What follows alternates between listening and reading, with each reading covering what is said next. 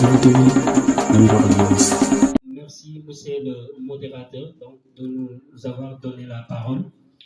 Bon, avant de se lancer dans le thème qu'on a l'honneur de vous présenter, je voudrais saisir cette occasion pour renouveler mes remerciements à l'endroit de monsieur Alex Salou Diouf, qui a beaucoup soutenu la Thiès dans les moments difficiles. Parce que si aujourd'hui la messe continue à exister jusqu'à présent, c'est parce que lui, il a beaucoup contribué pour la survie de l'amicale. Il a aussi beaucoup contribué pour la réussite de l'étudiant Diobasoa qui est à Thiès. Parce que avant que la messe dispose d'un appartement, il y a des étudiants qui faisaient la navette entre Thiès et village. Il y a aussi des étudiants par problème de logement étaient contraints d'abandonner. Et depuis que la mère dispose cet appartement, on a constaté que le taux d'abandon a baissé. Et pour cela, nous tenons vraiment à vous remercier parce que ce n'était pas évident. Et je pense que c'est la troisième fois qu'il renouvelle le contrat de location. Donc, je tenais vraiment à vous remercier. Et je prie aussi à l'assistant d'applaudir pour M. Alex Salou parce qu'il le mérite. M. Sen, qui nous a honoré de sa présence, voilà, parce que nous savons actuellement ce n'est pas du tout facile pour se déplacer avec les activités. Donc, M. Sen, nous vous disons encore une fois merci. Je voudrais également remercier mes anciens collaborateurs avec qui j'ai travaillé lorsque j'étais le président de la Thiès. Donc, je voulais nommer Alassane Sow, voilà, parce que j'ai eu à travailler avec lui, de même que Amadou Sen. Donc, on le surnommait même le PCS national par sa sociabilité. Donc, par ma voix aussi, la mère, je vous remercie pour tous les efforts que vous avez consenti pour vos frères et sœurs. Mes remerciements aussi vont à l'endroit du président Diouf Malik, voilà, pour le travail important que vous avez fait, parce que j'ai l'habitude de le rappeler à chaque fois que l'occasion se présente. Donc, ce n'est pas du tout facile de briser une amicale, surtout la mère de Thiès. Je pense que tantôt Pape l'a dit, si vous voyez au niveau de notre groupe WhatsApp, je pense qu'on a plus de 200 et quelques étudiants. Et c'est déplorable si aujourd'hui on se retrouve avec moins de 30 personnes. Donc on se demande c'est quoi exactement le problème. Alors que la MES a beaucoup donné aux étudiants. Donc si vous déplacez le système LMD, et pour cela nous allons axer notre présentation sur 7 points. D'abord, nous allons faire la situation du système universitaire avant le système LMD. Nous allons aussi mettre l'accent sur la genèse du système LMD. Donc, nous allons aussi aborder les objectifs du système. Nous allons aussi parler sur l'organisation du système LMD. Donc, nous allons aussi faire la clarification conceptuelle de certaines notions qui ont en phase avec le système. Nous allons aussi voir comment se fait la validation des unités d'enseignement, des semestres et de l'année universitaire. Et pour terminer, nous allons voir comment se fait la validation des parcours. Voilà, en ce qui concerne la situation du système universitaire avant l'instauration du système LMD, il faut noter avant l'avènement du système LMD, il y avait plusieurs modalités d'organisation des enseignements et des évaluations. Donc, on avait des enseignements annuels, semestriels et trimestriels. Avant l'avènement du système LMD aussi, on avait toutes sortes de modalités d'évaluation annuelle. Donc, les enseignements étaient organisés en unités de valeur, en modules et en certificats. Il faut noter aussi avec l'ancien système, on avait plusieurs filières comme au lycée, où à la fin de l'année, des évaluations étaient organisées qui donnent, et à travers les résultats obtenus, la moyenne générale était calculée. Et à travers cette moyenne générale, l'admission et l'admissibilité étaient prononcées. Donc, avec l'ancien système, il faut noter aussi qu'on avait plusieurs diplômes, plusieurs types de diplômes. Donc, le diplôme de deuxième année s'appelait le diplôme d'études universitaires générales. Il y avait aussi le diplôme universitaire d'études littéraires. Il y avait aussi le diplôme universitaire d'études scientifiques. Donc, c'est ces trois types de diplômes qu'on avait avant le système LMD au niveau de la deuxième année d'études. Au niveau de la troisième année, donc, on avait la licence. Et au niveau de la quatrième année, il y a un diplôme qui s'appelait la maîtrise. Et au niveau de la cinquième année, donc, on avait deux sortes de diplômes, à savoir le DEA, le diplôme d'études approfondies, ou bien le diplôme d'études supérieures et spécialisées. Donc, c'est ça la situation universitaire avant l'avènement du système LMD.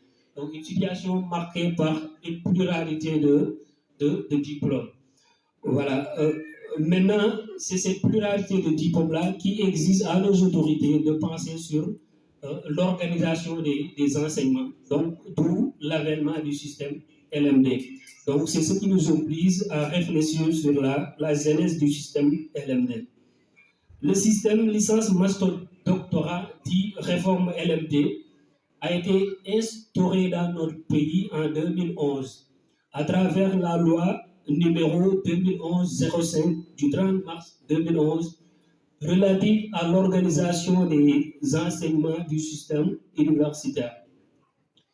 Le système LMD est en fait un système d'organisation des enseignements, de simplification des grades, des titres et des diplômes qui permettent leur reconnaissance au niveau national, régional et international.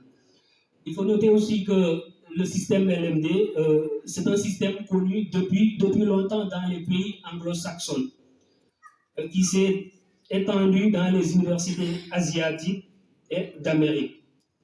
En 1999, la déclaration de Bologne a été signée par 29 pays européens, donc qui visait à instaurer un espace européen d'intégrer de l'enseignement supérieur, qui permettait aux étudiants de ces différents pays donc, de pouvoir se déplacer d'une université à une autre. C'est ainsi que l'espace européen de l'enseignement supérieur fut créé en 2010. Et comme nous, Africains, d'une manière générale, et nous, Sénégalais, d'une manière particulière, donc on s'est habitué à copier des Français. Donc, c'est dans ce contexte que le système LMD a été instauré au Sénégal en 2011. Voilà, maintenant, comme toute réforme, le système LMD aussi a des objectifs. Donc, le système vise à assurer la réussite et réduire autant que possible les essais. Le système aussi vise à promouvoir un système de diplôme universitaire lisible et comparable au niveau national et international. Donc, le système aussi vise à favoriser la mobilité des étudiants au niveau national, régional et international. Il permet aussi à l'étudiant de construire progressivement un parcours de formation personnalisé. Maintenant, nous allons voir comment le système LMD est organisé. Le diplôme, bien défini, organisé en semestre. Et ce n'est pas pour rien aussi, on qualifie la licence, le master et le doctorat d'un système. Donc, d'abord, on doit se poser la question de savoir c'est quoi un système. Le système, c'est un ensemble d'éléments qui interagissent les uns par rapport aux autres. Voilà, donc on a trois types de diplômes avec le système LMD, à savoir la licence, le master et le doctorat. Et ces trois types de diplômes interagissent.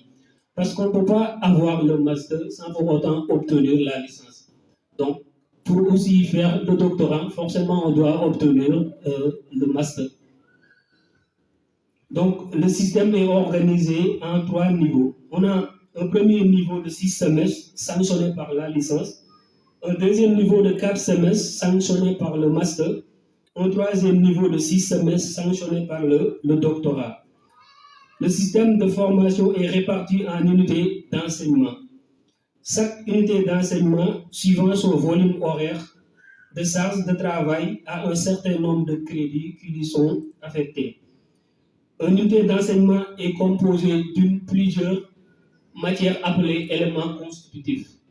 Donc, si on se rappelle de notre parcours au lycée, donc les éléments constitutifs équivaut aux matières qu'on avait l'habitude d'apprendre au lycée. Par exemple, les mathématiques,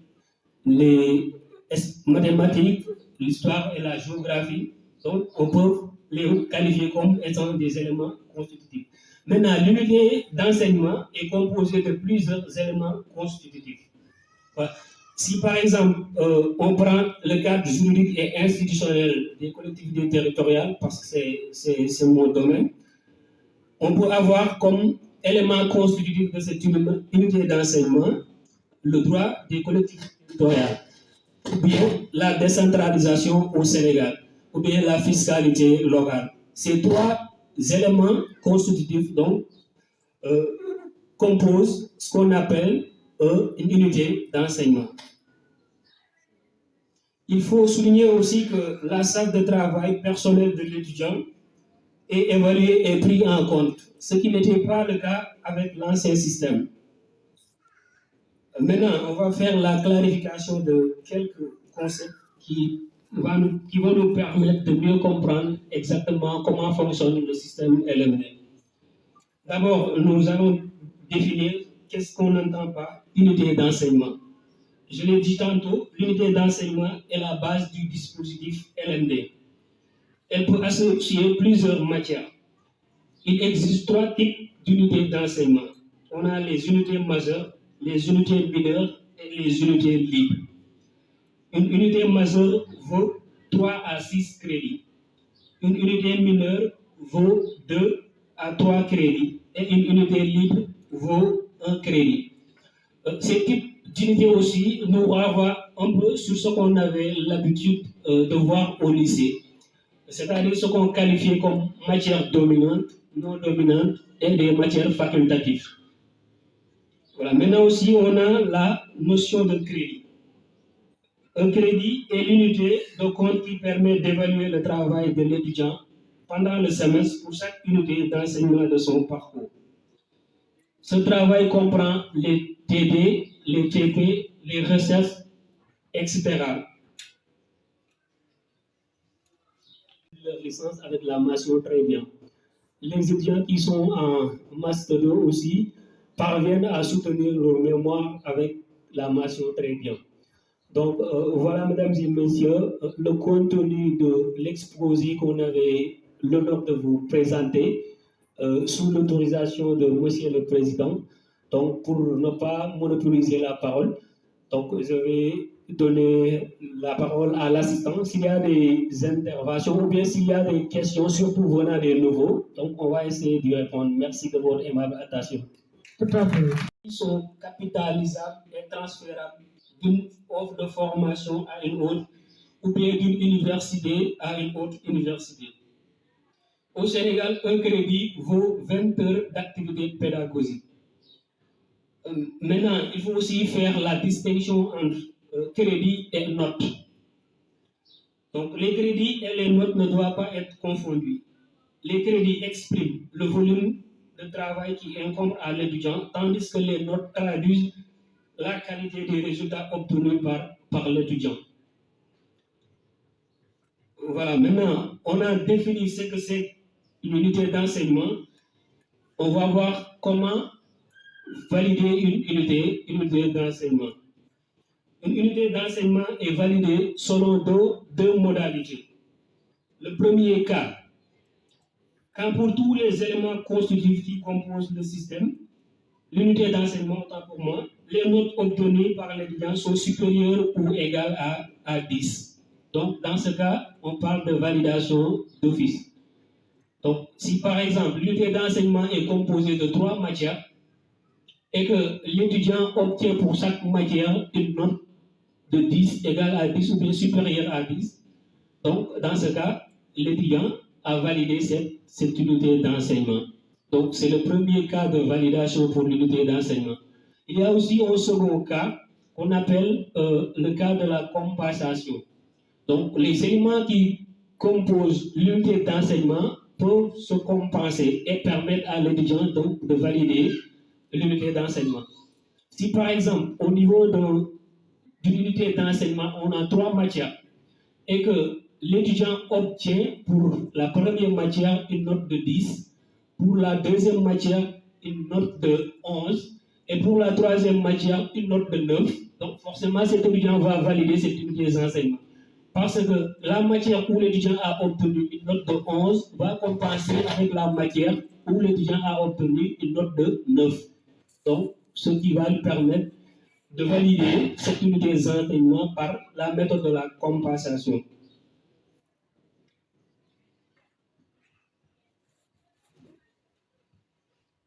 Donc, il faut noter aussi avec le système LMD, les crédits sont capitalisables et transférables. Donc, c'est quoi la capitalisation? La capitalisation signifie que les crédits correspondant à l'unité, une fois qu'ils sont obtenus, le sont pour toujours.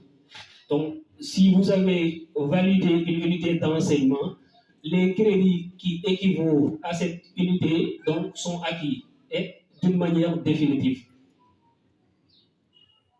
Même si l'étudiant donc est appelé à redoubler, ou bien même si l'étudiant donc n'a pas validé la semestre, les unités d'enseignement qu'il a validées donc ne seront pas reprises lors des sessions de rattrapage. Il y a aussi la transférabilité des crédits. Donc la transférabilité des crédits n'est rien d'autre que le fait qu'un étudiant, après avoir validé un semestre ou bien un diplôme, donc, peut avoir la possibilité d'aller dans une autre université. Maintenant, en allant, il va aller avec les unités d'enseignement qu'il a déjà validées. Donc, c'est le cas qu'on voit souvent avec les prescriptions au niveau de l'étranger. Donc, vous avez la possibilité d'obtenir la licence au Sénégal et aller à l'extérieur pour continuer vos études. Donc, c'est grâce à la transférabilité des crédits par le système LMD. 60 crédits requis. Donc, c'est une question que je pose à l'assistance, si quelqu'un peut me répondre. Est-ce que l'étudiant peut valider l'année sans pour autant obtenir les 60 crédits requis? Est-ce possible? C'est possible. Hein? J'entends oui, j'entends non. C'est possible. Et comment ça se passe? Bonsoir. Oui, président, allez-y. Si l'étudiant a 42 crédits, il peut valider par conditionnel. Validation conditionnelle. Passage conditionnel. Oui. Oui. Est-ce qu'un autre peut intervenir à travers cette question? Monsieur Diouf, vous disiez quoi? Il n'a pas parfaitement raison, sauf qu'il n'a pas précisé la suite, c'est-à-dire ce qui va... Exactement. Donc, à la fin de l'année, si l'étudiant... oui, donnez le micro. Je disais qu'il a parfaitement raison d'avoir dit que l'étudiant, s'il obtient 42 crédits, il a le droit de passer. Mais si l'étudiant, par exemple, il était en première année, s'il passe à deuxième année, il va reprendre les matières qu'il n'a pas validées. Comme précision. Exactement. Donc, ça se passe ainsi. Si à la fin de l'année, l'étudiant obtient donc, un nombre de crédits qui est compris entre 42 et 59, donc il sera autorisé de passer en classe supérieure. Mais il sera dans l'obligation de reprendre les unités d'enseignement donc de l'année précédente dont il n'a pas validé. Ça aussi, il faut le préciser, comme l'a bien dit monsieur Diouf. Maintenant, il y a des inconvénients pour le passage conditionnel.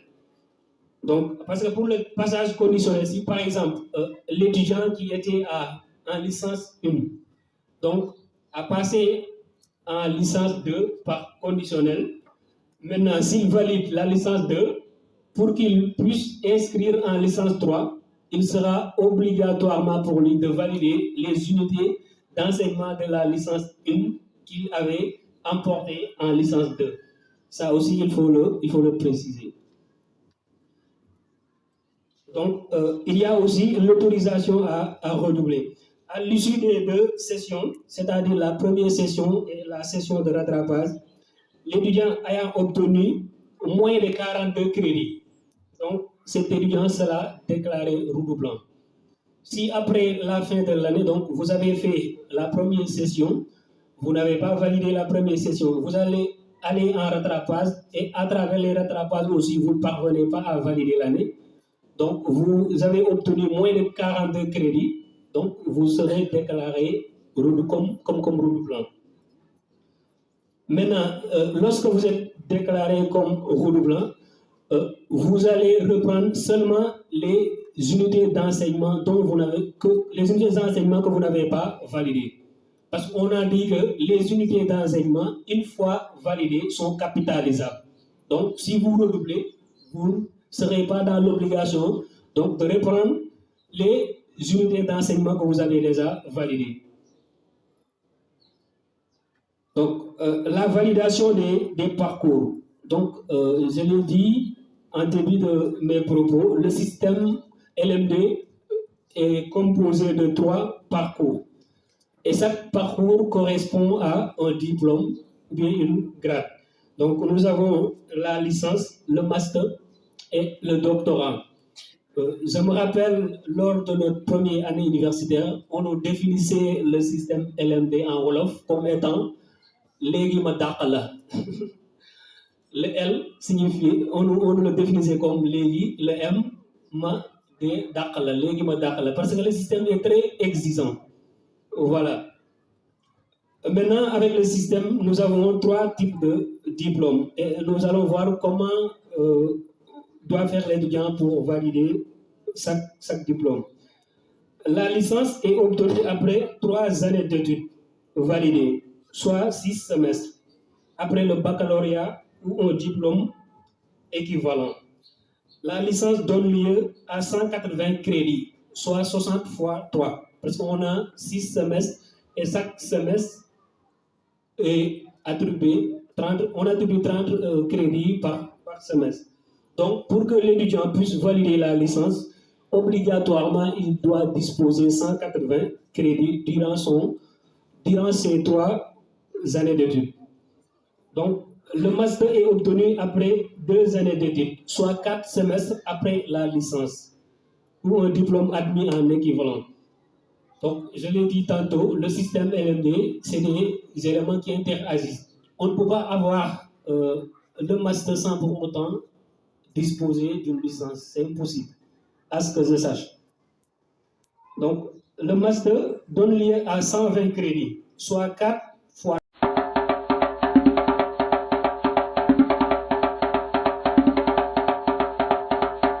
Jawaziri TV, Nambro Alliance.